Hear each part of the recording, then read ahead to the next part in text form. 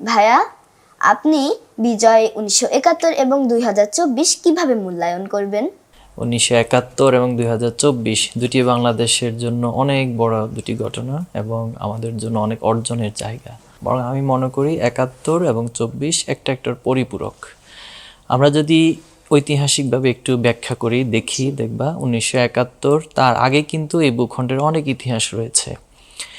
বিশেষ করে এখানে একসময় পাল, সেন, বিভিন্ন সম্প্রদায়রা তারা বসবাস করত। তো পরবর্তীতে এখানে মুঘল সুলতানি আমল ছিল।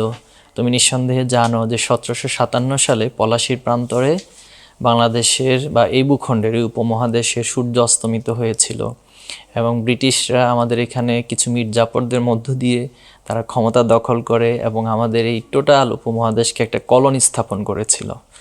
তো এরপর এই কলোনি থেকে মুক্ত হওয়ার জন্য দীর্ঘদিন ধরে বিভিন্ন শ্রেণী পেশা আন্দোলন করেছে। বিশেষ করে উল্লেখযোগ্য হিসেবে বালাকোটের ঘটনা তুমি জানো, সেখানে শহীদ আহমদ বেরলভী, এরপর হচ্ছে শহীদ ইসমাইল সহ অনেক আলেম ওলামারা লড়াই করেছিল ব্রিটিশদের বিরুদ্ধে। তুমি হাজী শরীয়তুল্লাহর নাম নিঃসন্দেহে জানো, উনি আন্দোলন গড়ে তুলেছিল, লড়াই করেছিল।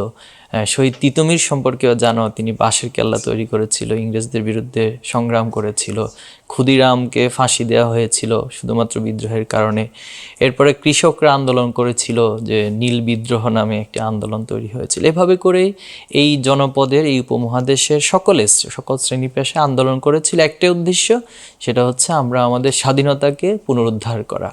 তো তারই ধারাবাহিকতায় 1947 সালে যখন আমরা ব্রিটিশদের থেকে মুক্ত হই, ঠিক তার কিছুদিন পরেই হচ্ছে পাকিস্তান রাষ্ট্র আলাদা হয়।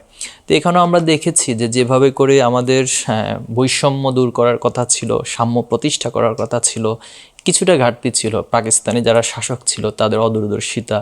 তো তখন 70-এর একটি নির্বাচন হয়েছিল। নির্বাচনে সে সময় আওয়ামী লীগ শেখ মুজিবের নেতৃত্বে বিপুল জয়লাভ করেছিল। কিন্তু দুর্ভাগ্য হচ্ছে পশ্চিম পাকিস্তানের যারা নেতৃত্ব ছিল তারা শেখ মুজিবের কাছে ক্ষমতা হস্তান্তর করেনি।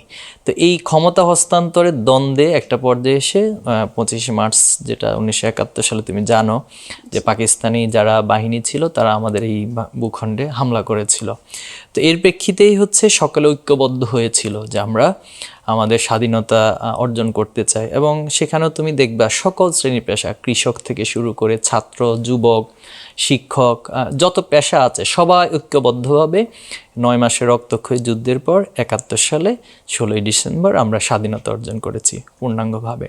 তো এই যে বিজয় লাভ করা, এখন আমাদের দায়িত্ব কর্তব্য ছিল এই বিজয়ের উদ্দেশ্য কি ছিল? এই বিজয়ের উদ্দেশ্য ছিল আমাদের এখানে সাম্য প্রতিষ্ঠা হবে, আমাদের এখানে ন্যায় বিচার প্রতিষ্ঠা হবে, মানবিক মর্যাদা প্রতিষ্ঠা হবে। কিন্তু দুর্ভাগ্য হচ্ছে সেখানে যারা নেতৃত্ব দিয়েছেন আবারও আমাদের সেই স্বপ্নভঙ্গ হলো। একটা শ্রেণী, একটা দল পুরো 71-এর ক্রেডিটকে তারা নিজেদের আয়ত্তে নেওয়ার চেষ্টা করলো। 71-কে একদল নিজেদের ব্যবসায়িক একটা কার্ড হিসেবে ব্যবহার করা শুরু করলো, মানুষদের সম্পদকে লুটপাট করলো। এজন্য আমরা দেখেছি যে আবার মানুষের মধ্যে একটা যে স্বাধীনতা পেতে হবে, অথবা 71 সালে যে এত কষ্ট করে এত রক্তের বিনিময়ে যে বিজয়, এটার প্রকৃত যে স্বাদ উপভোগ করা অথবা এটার প্রকৃত যে বাংলাদেশ বিনির্মাণ করা, সেখান থেকে বঞ্চিত হচ্ছে। তো মাঝখানে অনেক ঘটনা ঘটেছে। আমরা যদি লাস্ট রিসেন্ট টাইম দেখি যে 24 কেন হলো, 24 কিভাবে আসলো, ঠিক একই বিষয়গুলো তৎকালীন খুনি হাসিনাই 15 বছর বাংলাদেশের মানুষের উপর চালিয়েছে। এবং এই ফ্যাসিবাদ কায়েমের পর আমরা দেখলাম 2024-এ এসে যখন ছাত্র জনতা বলল যে আমরা কোটা ব্যবস্থা পুনর্গঠন চাই, অথবা আমরা আমাদের যে বৈষম্য মুক্ত বাংলাদেশ সেটা চাই, তখন দেখা গেল আমাদের আবু সাইদকে গুলি করে হত্যা করে ফেললো। একই দিনে 6 জনকে শহীদ করা হলো। এরপরে সারা দেশে ফায়াজ যেভাবে বর্ণনা দিচ্ছিল যে যেখানেই ছাত্র আন্দোলন করছে সেখানেই গুলি। তুমি মনে হয় এই ভিডিওটা দেখেছো কিনা, যে একজন পুলিশ বলছিল ওই সময় স্বরাষ্ট্রমন্ত্রীকে যে স্যার গুলি করি, একটা মরে একটাই যায়, বাকিগুলো যায় না। এটা যাত্রাবাড়ির ঘটনা কিন্তু।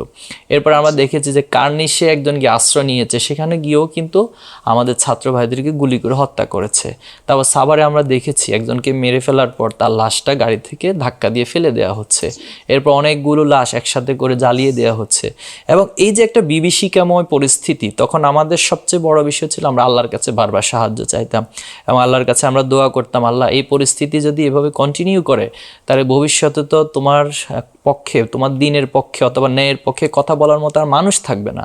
তো তখন আমরা সিদ্ধান্ত নিয়েছিলাম যে আমরা আর পিছু হটবো না, আমাদের জীবনের শেষ রক্তবিন্দু দিয়ে আমরা লড়াই করব, কিন্তু বাংলাদেশের যে স্বাধীনতা, কাঙ্ক্ষিত মানুষের মত প্রকাশের স্বাধীনতা, অন্যায়ের প্রতিবাদ করার যে পরিবেশ, সেটা আমরা অর্জন করব। আলহামদুলিল্লাহ একটি রক্তস্রোতের মধ্য দিয়ে আমরা 2024-এর অগাস্টের 5 তারিখ, যেটাকে আমরা 36 জুলাই বলছি, সেদিন আলহামদুলিল্লাহ বাংলাদেশ বিজয় লাভ করেছে।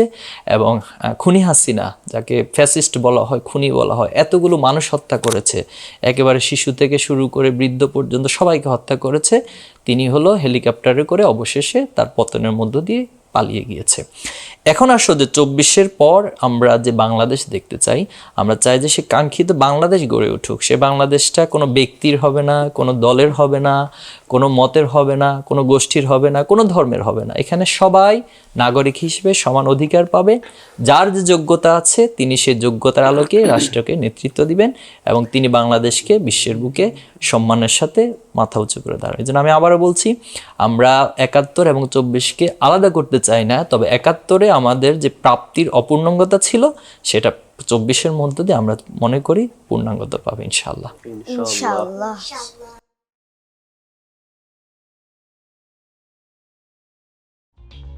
For more updates,